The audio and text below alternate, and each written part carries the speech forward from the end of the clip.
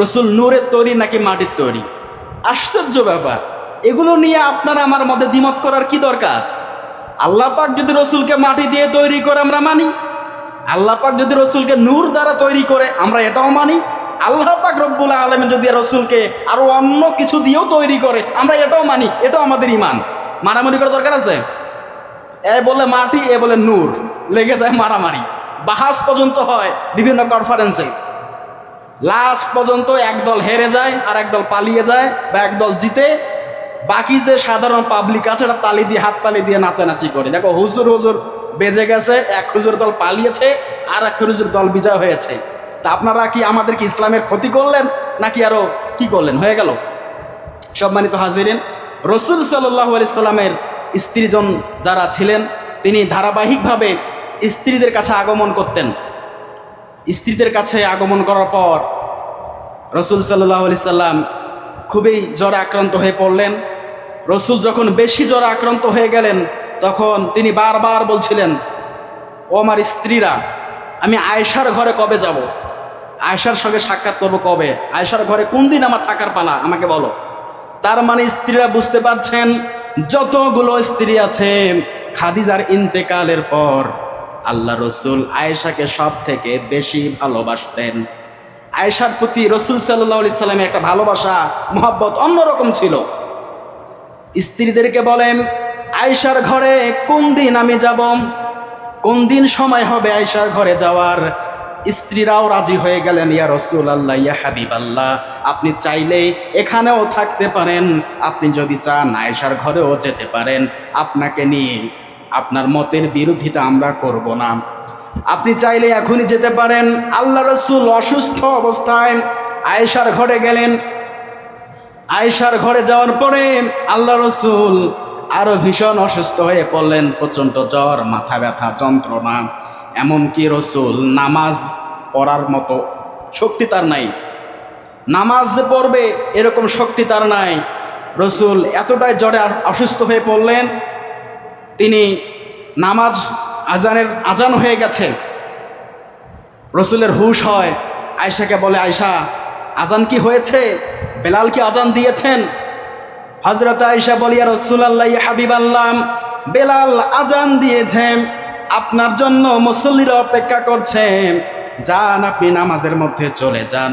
আল্লাহ রসুল নামাজের মধ্যে যাবে, জ্বর অবস্থায় আবার দাঁড়িয়ে পড়ে, ওইখানে আবার সেন্সলেস হয়ে যায়, জ্ঞান হারিয়ে যায়, আবার শুয়ে পড়ে, আবারও জেগে ওঠে। আল্লাহ রসুল আয়েশাকে ডাক দিয়ে বলে, আয়েশা, আজান কি হয়েছে? আমার সাহাবীরা নামাজ আদায় করেছে কিনা? হযরত আয়েশা বলে, ইয়া রাসূলুল্লাহ, ইয়া হাবিবাল্লাহ, সাহাবীরা আজান দিয়ে আপনার অপেক্ষায় আছেন, আপনি যতক্ষণ না পর্যন্ত যাবেন না জামাত শুরু হবে না। ইয়া রাসূলুল্লাহ, আপনি নামাজের জন্য প্রস্তুতি নেন। এভাবে আবার যখন রসুল দাঁড়িয়ে যায়, আবার বেহুশ হয়ে পড়ে, জ্বরের কারণে রসুল আবারও জ্ঞান হারিয়ে ফেলে। এরকম পরে প্রায় 3 থেকে 4 বার রসুল জ্ঞান হারিয়ে ফেলেছে।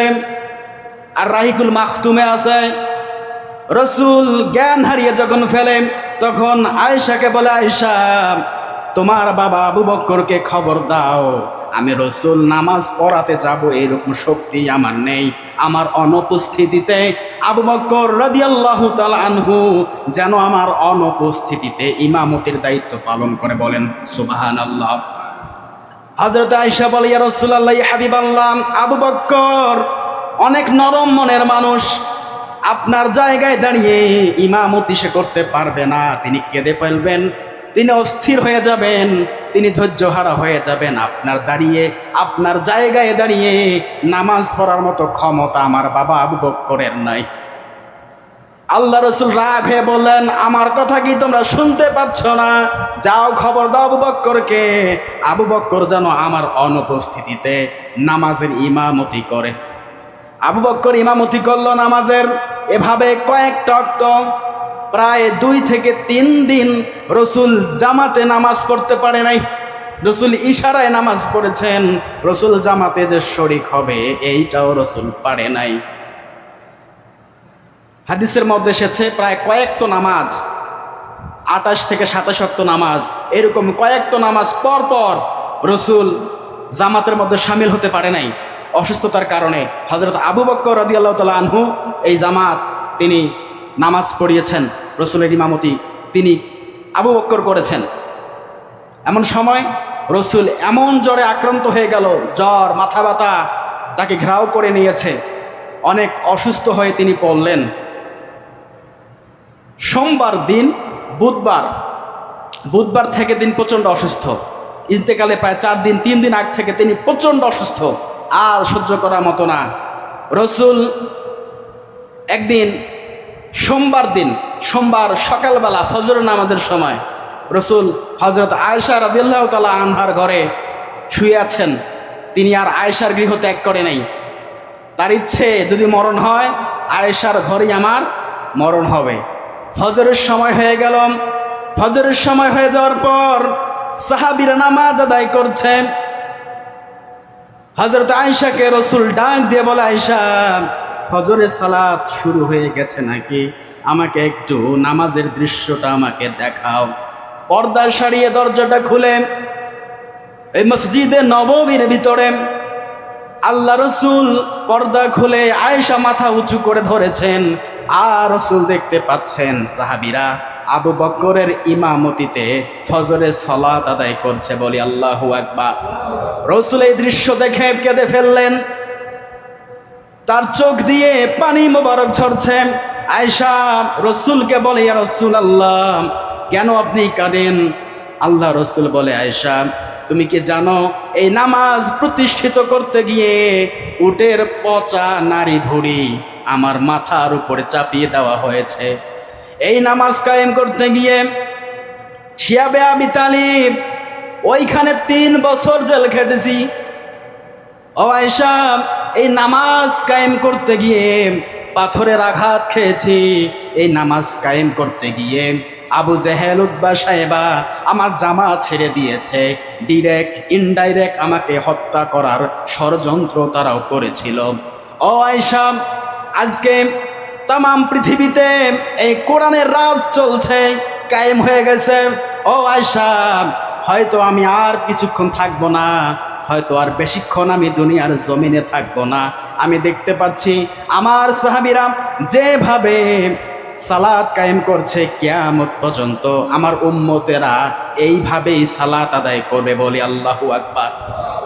এই চিন্তায়, এই ভালো লাগায়, অনুভূতিতে, খুশিতে আমার চোখ দিয়ে পানি এসে গেছে। আয়েশা, সোমবার ফজরের নামাজ যিনি পড়লেন হযরত আবু বকর, এই ফজরের নামাজ পড়ার পর থেকে রসুল দৃশ্য দেখলেন, রসুল কেঁদে ফেললেন। জোহরের আগেই রসুল দুনিয়ার জমিন থেকে বিদায় নিয়ে চলে গিয়েছেন। রসুল আর জোহরের রক্ত পায়নি। ফজরের নামাজের দৃশ্য দেখার পর রসুল আরো অসুস্থ হয়ে পড়লেন। তার কন্যা ফাতিমা, তার জামাতা আলী, তার আত্মীয় স্বজনরা সবাই রসুলের শিয়রে উপস্থিত। ওই সময় রসুল সাল্লাল্লাহু আলাইহি সাল্লাম ভীষণ অসুস্থ। হযরত আয়েশা বর্ণনা করেন, আর রাহিকুল মাখতুম এই কিতাবের মধ্যে এসেছে যে যখন আল্লাহ নবী ইন্তেকাল করেন তখন তিনি আমার কোলের মধ্যে ছিলেন, আমার উরুর মধ্যে ছিলেন। আমি মেসওয়াকটা চিবিয়ে চিবিয়ে রসুলকে দিলাম। রসুল সে মেসওয়াক দিয়ে সুন্দর করে তার দাঁত মোবারক পরিষ্কার করলেন এবং তিনি কখনো হুশ কখনো বেহুশ। মৃত্যুর পূর্বে রসুল ওই সময় যারা সেখানে উপস্থিত ছিলেন একটা ওসিয়ত করেছিলেন। কি ওসিয়ত? হযরতে আয়েশা রাদিয়াল্লাহু তাআলা আনহুর ঘরে রসুল এখনো আছেন, এখনো আজরাইলকে আল্লাহ পাক পাঠায় নাই। ওখানে ফাতিমা উপস্থিত, তার বিবিজনরা উপস্থিত, বিভিন্ন সাহাবীরা উপস্থিত। আল্লাহ রসুল সাহাবীদেরকে ধীরে ধীরে পরামর্শ দিচ্ছেন, ও আমার সাহাবীরা, তোমরা সালাত কায়েম করো। আসসালাত আসসালাত ওমা মালাকাত আইমানুকুম আসসালাত। সাহাবীরা নামাজ ছেড়ে দিও না। ও আমার উম্মতেরা, নামাজ নামাজ নামাজ। এই সালাতের কথা নবী কয়েকবার রিপিট করে বলেছেন, আমার উম্মতেরা সালাত ছেড়ে দিও না। আর তোমাদের অধীনস্থ যারা কর্মচারীরা আছে তাদের প্রতি ইনসাফ করো, তাদের প্রতি হক বিচার করো। তাদেরকে দেখভালে রাখো, তাদের উপর অত্যাচার অন্যায় করিও না। রসুলের এটা শেষ বাণী ছিল। বিদায় হজের ভাষণেও রসুল এই কথা বলেছেন, ও আমার সাহাবীরা, হয়তো এইটাই আমার শেষ ভাষণ, আর হয়তো আরাফার ময়দানে আর কোনোদিন তোমাদের সামনে বক্তব্য দেওয়ার সুযোগ আমার থাকবে না। প্রায় 1,08,000-এর মতো সাহাবী ওইখানে ছিলেন, মানুষ জমায়েত ছিলেন। রসুল, এটাকে বলা হয় বিদায় হজের ভাষণ। নাম শুনেছেন আপনারা? বিদায় হজের ভাষণ। বিদায় হজ মানে কি? রসুলের জীবনের শেষ হজ এবং শেষ ভাষণটা তিনি আরাফার ময়দানে দিয়েছিলেন। সেখানে লক্ষাধিক মানুষ সেখানে রসুলের ভাষণ শুনেছিলেন। রসুল এইখানেও বলেছিলেন, ফিকুম তারাক্তু আমরাইন, ও আমার সাহাবীরা, আর হয়তো তোমাদের সঙ্গে এইভাবে দেখা হবে না। দুইটা জিনিস তোমাদের কাছে আমি রেখে যাচ্ছি। কিতাবুল্লাহ, 1 নম্বরে আল্লাহর কিতাব। আল্লাহর কিতাবের নাম কি? কুরআন। ওয়া সুন্নাতে রাসূল, আর আমার রাসূলের সুন্নাত তোমরা আঁকড়িয়ে ধরো। যাহারা এই সুন্নত, রাসূলের সুন্নত এবং কোরআনকে আঁকড়িয়ে ধরতে পারবে, তারা কোনোদিন আর পথভ্রষ্ট হবে না। ইসলাম বুঝতে গেলে আমাদেরকে দেখতে হবে আল্লাহ পাক কোরআনুল কারীমের মধ্যে কি বলেছেন, রসুল কি করেছেন, তার সাহাবা একরামরা কি করেছেন। আমরা কোরআন মনে করি হুজুরদের দেখে। হুজুর দেখে কখনো ইসলাম বোঝা যাবে? আমাকে দেখে আপনারা ইসলাম বুঝবেন? বলেন। আমি দোষ করলে ইসলামের দোষ না, এটা ভুল ধারণা।